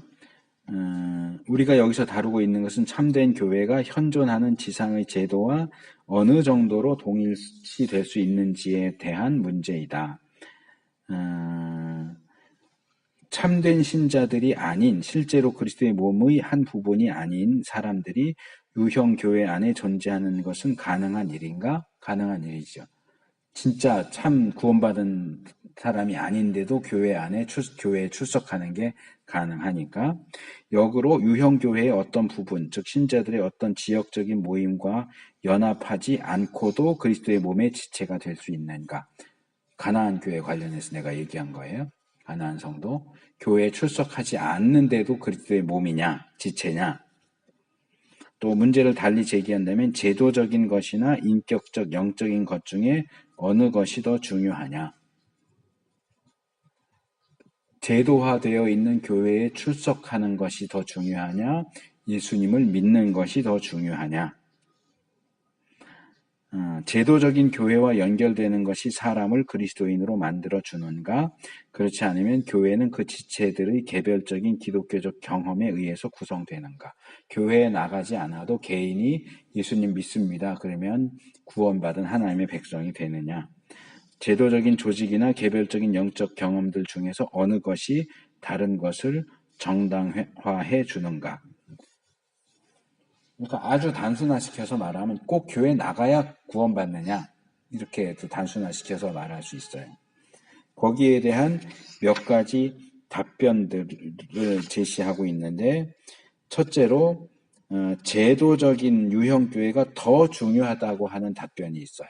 로마 카톨릭이나 성공회, 동방정교회, 이제 카톨릭 처치 쪽에서는 제도적 교회에 포함되어 있지 않는다면 그리스도인이라고 할 수 없다. 구원받을 수 없다라고 하는 입장을 취하고요. 또 다른 입장은 그거는 저 뒤에 가고 그 부분에 또 하나는 사도성이에요. 아까 참된 교회의 주요한 표지가 4개 중에 사도성이 있었잖아요. 그래서 이 사도성이 교회에게 주어져 있기 때문에 교회를 벗어나 있다면 사도성에서 벗어나 있는 것이다. 이렇게 2개의 주장을 하죠. 이 카톨릭 처치에서는 제도적 교회가 중요하다. 제도적 교회에 소속되는 것이 중요하다. 둘째로 사도성을 이어받아야 되는데 제도적 교회를 떠나간다면 사도성과 무관해진다. 그러니까 제도적 교회에 연결되어 있는 것이 중요하다라는 답변. 두 번째 입장은 교회에 대한 경건주의적인 접근이다 그랬어요. 238페이지 둘째 단. 그러니까 정반대죠. 개인적으로 예수님과 어떤 관계를 맺느냐 하는 것이 중요하지 제도적인 교회에 출석하느냐 하지 않느냐는 그렇게 중요한 문제가 아니다 하는 거예요. 그래서 첫째로 개인적인 관계가 중요하다. 그리스도와 개인적인 관계, 예수님을 믿는 것, 개인이 예수님을 믿는 게 중요하지 조직교회에 꼭 들어가야 하는 건 소속되어야 하는 것은 아니다. 두 번째로 마지막 단락 238페이지 셋째 단락 어떤 사람들은 조직된 몸의 한 부분이 될 필요성을 부인한다. 자발적인 토대 위에서의 비공식적인 교제가 필요한 전부다. 교회 꼭 나가야 하는 건 아니다. 플리머스 형제단이라든지 뭐 퀘이커교라든지 쉐이커교라든지 이런 입장이 그런 거예요. 그래서 비종파적이고 반종파적이고 이건 우리가 교회의 정치라고 하는 부분으로 가면 거기서 조금 더 다루게 될 거예요. 그래서 개인적으로 예수님을 믿는 게 중요하다. 교회에 꼭 출석해야 하는 건 아니다. 셋째로 239페이지 첫째 단 세대주의적인 그런 사상에서 유형 교회에 대한 경시는 일반적으로 교회를 하나님의 계획 속에 끼워 넣는 것, 그러니까 과로라고 생각하는 것, 첨가로 생각하는 세대주의적 견해로부터 유래할 수도 있다. 여기서 강조되는 점은 하나님의 원래 의도는 국가적인 이스라엘과 관련되어 있는 것이 교회는 별 중요하지 않다. 교회가 별로 중요하지 않으니까 꼭 교회에 나가야 된다 이 주장을 못하는 거예요. 이스라엘 땅에 가는 게 중요하지. 교회에 출석하는 것보다.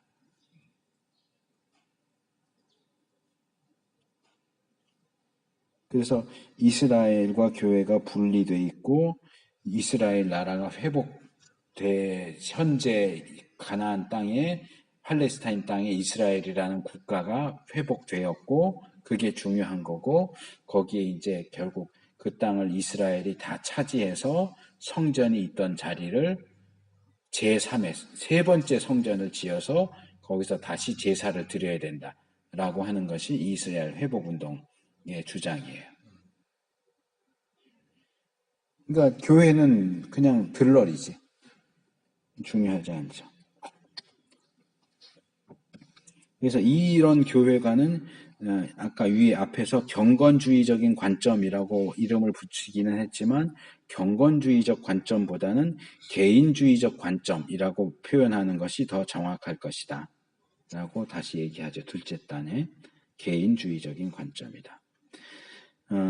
그리고 이렇게 보이는 교회 출석을 강조하는 카톨릭의 입장과 개인의 믿음을 강조하는 보이는 교회는 전혀 중요하지 않다고 하는 개인주의적 관점 중간에 교구를 강조하는 견해, 세 번째 견해가 여기 마지막 단락에 있죠. 교구 견해. 유형교회와 무형교회를 둘 다 강조한다. 유형교회나 교구는 표면적으로 교회하고 고백하고 말씀을 듣기 위해 함께 오고 성례를 축하하는 모든 사람을 포함한다. 이 유형교회 안에 있는 신자들이 참된 교회, 곧 무형교회를 형성한다.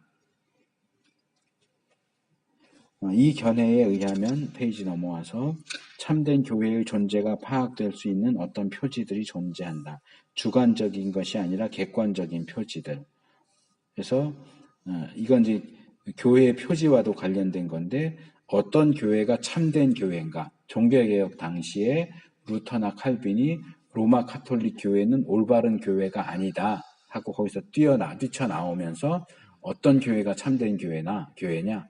교회의 표지 그러면서 얘기했던 것 중에 하나가 여기 두 가지, 여기 둘, 다섯째 줄. 첫째, 말씀의 참된 선포. 말씀의 참된 선포. 둘째, 성례의 적절한 집행. 그리고 이제 여기에는 안 나왔지만 세 번째가 이거예요. 징계의 시행.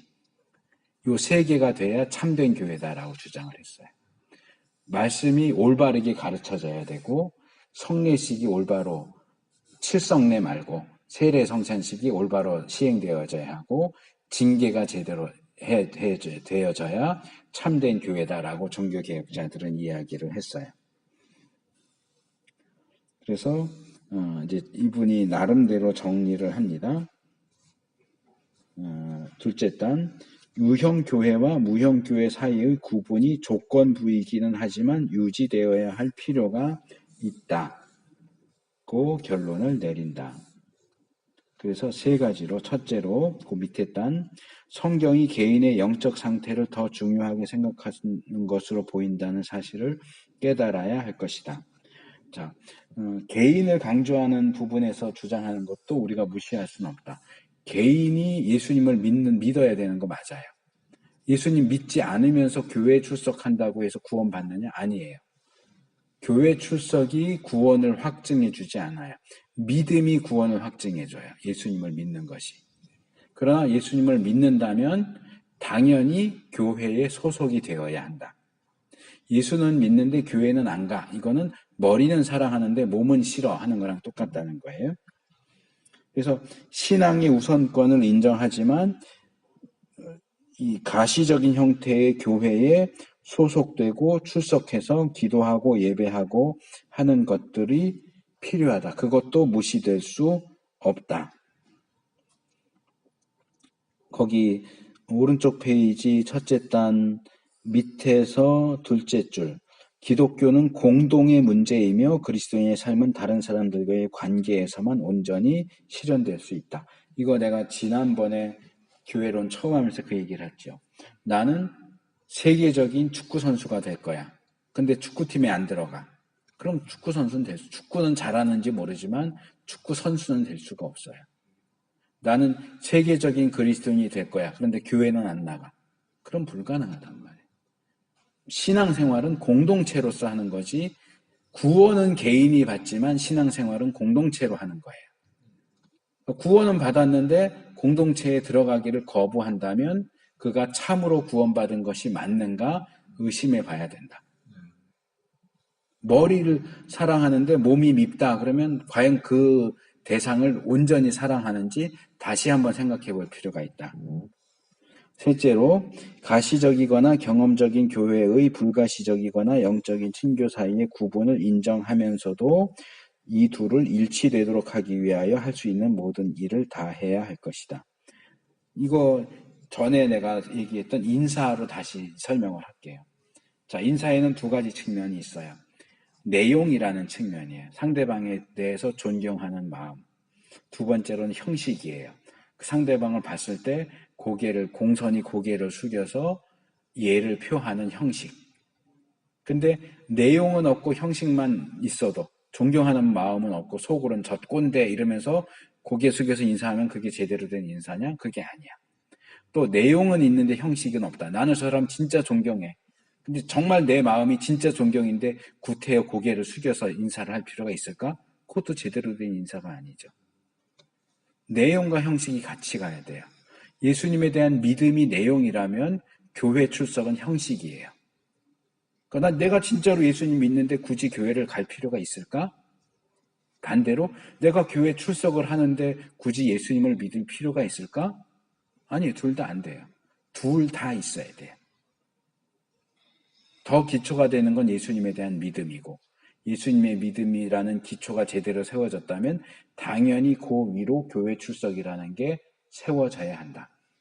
교회 출석을 안 하면 예수님을 제대로 믿었는지 의심할 수밖에 없다.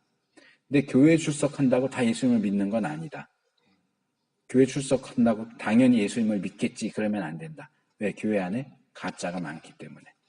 그래서 이 두 개가 내용과 형식이 둘 다 갖추어져야 되고 둘 다 강조되어야 한다. 한쪽만 강조하면 치우친다. 가나안 성도는 믿음만 강조하고 교회를 내던지기 때문에 잘못된 거예요. 로마 카톨릭은 교회 출석만 강조하고 믿음을 별로 중시하지 않기 때문에 그것도 문제가 있는 거고. 자, 마지막으로 교회의 시초. 교회가 언제 시작됐느냐. 신약 성경에도 스데반이 설교하는 가운데 사도행전 7장 38절에서 광야교회라고 하는 표현을 써요. 광야교회. 근데 구약에는 교회는 사실상 없었지. 아까 말한 것처럼 교회는 오순절 성령 강림을 통해서 처음 시작이 됐기 때문에 일반적으로는 교회는 오순절에 처음 만들어졌다. 처음 생겼다라고 보지만 이 스데반의 광야교회라고 하는 표현이나 그 외에 여러 가지 조직신학적인 부분에서 이 방향을 이렇게 생각하는 거예요. 구약에서는 이스라엘, 신약에서는 교회 그러잖아요. 그래서 교회를 다르게 뭐라고 불러요? 새로운 이스라엘, 영적인 이스라엘 이렇게도 부르죠. 그러니까 구약의 용어로 신약의 교회를 표현하는 거지.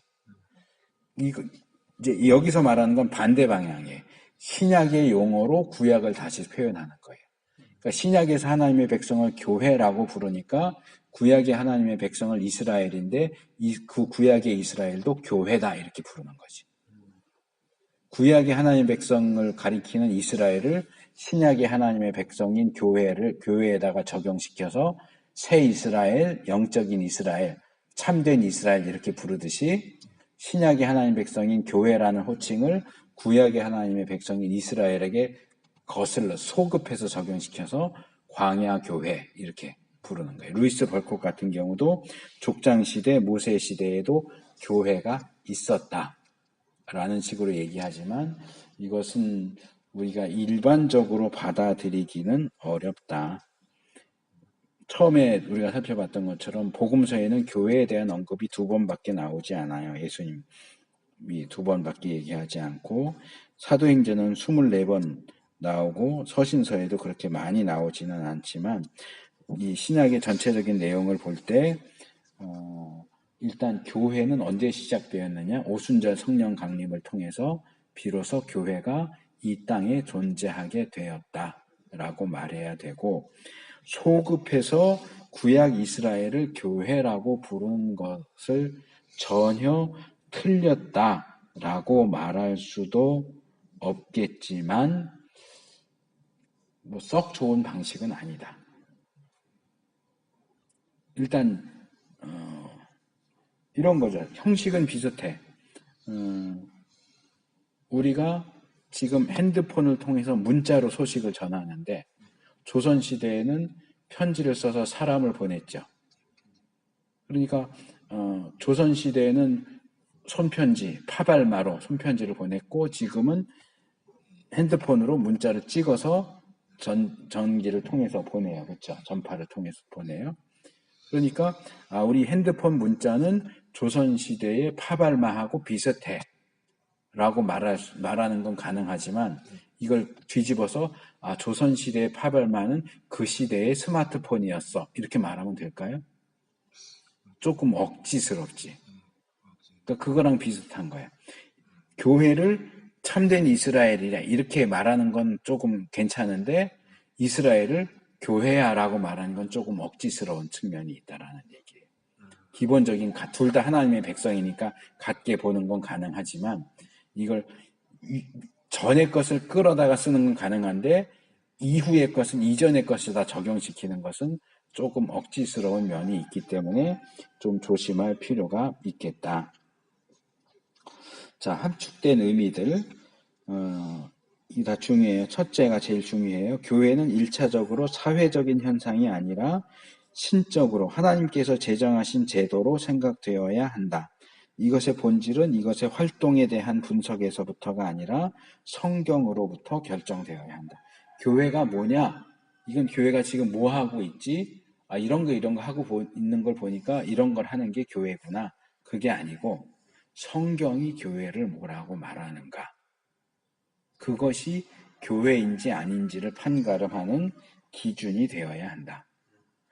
아무개 교회는 구제를 많이 하는 거 보니까 교회는 구제를 많이 해야 되는구나. 구제하는 곳이구나.